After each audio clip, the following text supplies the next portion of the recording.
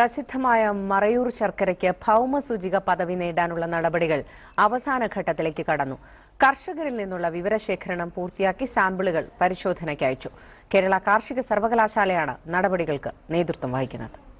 ഗുണനിലവാരമുള്ള ശർക്കര ജനങ്ങൾക്ക് ലഭ്യമാക്കുന്നതിനും കർഷകർക്ക് ന്യായവില ഉറപ്പാക്കുക ലക്ഷ്യത്തോടെയാണ് മറയൂർ ശർക്കരയ്ക്ക് ഭൗമസൂചിക പദവി നൽകാനുള്ള തീരുമാനം. കൃഷിമന്ത്രി VS സുനിൽകുമാർ മറയൂരിൽ കർഷകരുമായി നേരിട്ട് ചർച്ച നടത്തിയാണ് നടപടികൾ പൂർത്തിയാക്കാൻ കേരള കാർഷിക സർവകലാശാലയെ ചുമതലപ്പെടുത്തിയത്.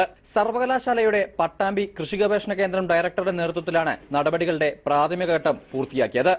മറയൂരിലെ കരിമ്പ് കൃഷിയുടെ വിവരങ്ങൾ പൂർണ്ണമായും ശേഖരിച്ച സംഘം നിർമ്മാണ രീതികൾ ക്യാമറയിൽ പകർത്തുകയും ചെയ്തു. 8 മാസം കൊണ്ടാണ് വിവരശേഖരണം പൂർത്തിയാക്കിയത്. ശർക്കര സാമ്പിളുകളുടെ പരിശോധനാ ഫലം ലഭിച്ച ശേഷം കർഷകരുമായി ചർച്ച നടത്തിയായിരിക്കും അപേക്ഷ സമർപ്പിക്കുക. ഈ മറയൂർ ശർക്കരയ്ക്ക് എന്താണ് പ്രത്യേകത ഉള്ളതെന്ന് അല്ലെങ്കിൽ അതിലുള്ള കണ്ടൻസ് എന്താണെന്ന് അറിയാനുള്ള സാമ്പിൾ പരിശോധനയാണ് ഇപ്പോൾ നമ്മൾ നടത്തുന്നത്. ഭൂപ്രകൃതിയുടെയും കൃഷിരീതിയുടെയും പ്രത്യേകത കൊണ്ട് ഉൽപ്പന്നങ്ങൾക്കുണ്ടാകുന്ന ഗുണനിലവാരം പരിഗണിച്ചാണ് കേന്ദ്ര സർക്കാർ ഭൗമസൂചിക പദവി നൽകുന്നത്. പദവി ലഭിക്കുന്ന ഉൽപ്പന്നത്തിന് ലോകവ്യാപാര സംഘടനയുടെ അംഗീകാരവും ലഭിക്കും. ഇതുവഴി മറയൂർ ശർക്കരയുടെ വ്യാജൻ ഇല്ലാതാകും. ഒപ്പം കർഷകർക്ക് ഉയർന്ന വിലയും ലഭിക്കുമെന്നാണ് പ്രതീക്ഷ. മനോരമ ന്യൂസ്, മറയൂർ.